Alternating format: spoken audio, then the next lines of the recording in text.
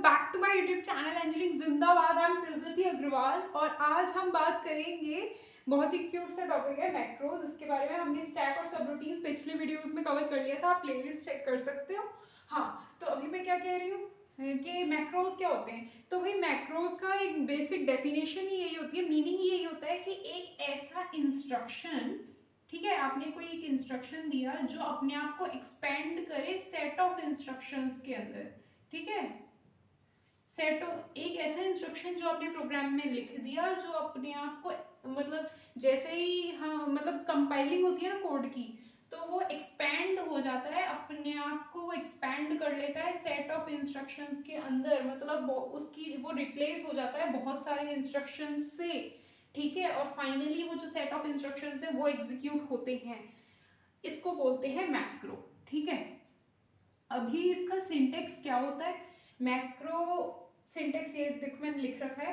पहले तो आ जाएगा मैक्रो का नेम, जैसे आपको कोई सा भी नेम चाहिए, जैसे मैंने यहाँ पे एक एग्जांपल लिया है, ये एग्जांपल है, कॉम्प्लीमेंट मैक्रो बनाया मैंने, तो COMPLT लिख दिया है। ये मैक्रो का नेम पहले लिखा जाता है, क्या नेम आप यहाँ पर दोगे, पूरा प्रोग्राम आपने लिखा है बहुत बड़ा है ना, कोई मेन प्रोग्राम आपने लिखा है, ठीक है, मेन प्रोग्राम होता है सी के अंदर जैसे मेन प्रोग्राम होता है ना, वैसे तो आपने मेन प्रोग्राम लिखा है, मेन प्रोग्राम के अंदर इस मैक्रो को आप किस नेम से यूज करना चाहोगे। जैसे लेट्स सपोज आपने कॉम्प्लीमेंट मैक्रो लिखा है, तो COMPLT आप जहाँ भी लिख दो और कुछ पैरामीटर्स डाल दो, यानी कि यहाँ पे एड्रेस है तो एड्रेस लेट्स सपोज आप 3050H ऐसे लिख दो, COMPLT 3050H, तो ये कॉम्प्लीमेंट एड्रेस है, कॉम्प्लीमेंट नेम है ना, तो ये नेम जो देना है आपको मैक्रो को वो लिखा जाता है पहले, उसके बाद लिखा जाता है कैपिटल में MACRO मैक्रो, ठीक है। उसके बाद दिए जाते हैं पैरामीटर जितने भी रिक्वायरमेंट होती है उसके बेसिस पे, ठीक है। तो ये हमने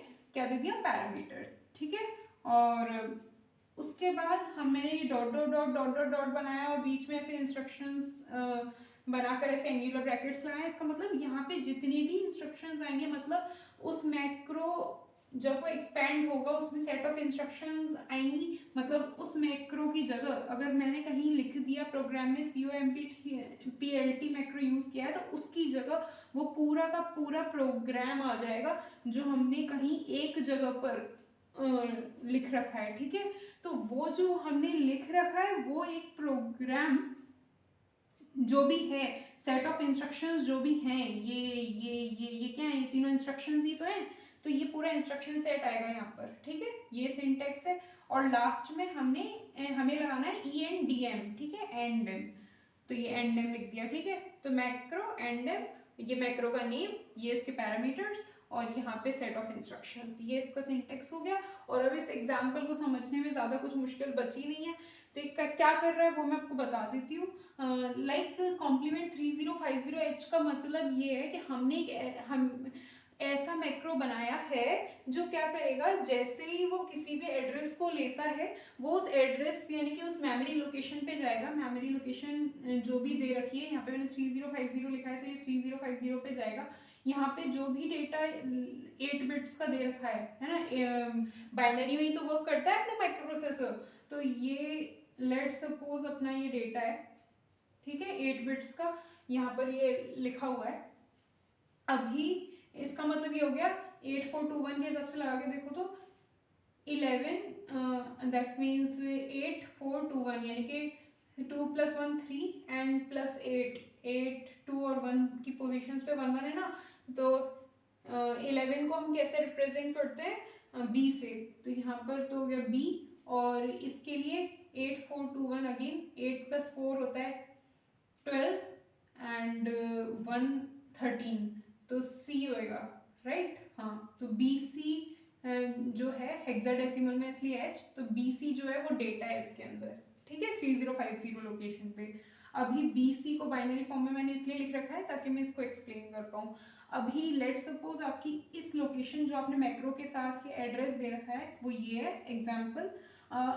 अभी क्या होगा, यहाँ पर लिखा गया है LXI-H एड्रेस, इसका मतलब ये कि ये किस में चेंज हो जाएगा, LXI-H एड्रेस ये चेंज हो जाएगा LXI-H 3050, ये वाला पैरामीटर है ना, ये जो इसमें पास किया वही तो है, सेम टू सेम।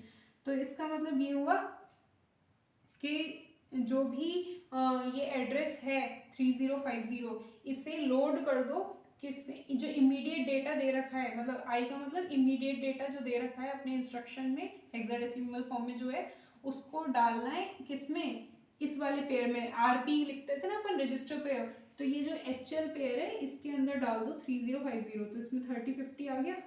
ठीक है, याद रखना अगर आपको समझ नहीं आ रहा है तो आप मेरे इंस्ट्रक्शंस जो भी मैंने समझाई थी आपको उनके वीडियोस जाके देखो, 2x में आपको समझ आ जाएंगी। ठीक है, अभी ये इसके अंदर आ गया एचएल के अंदर।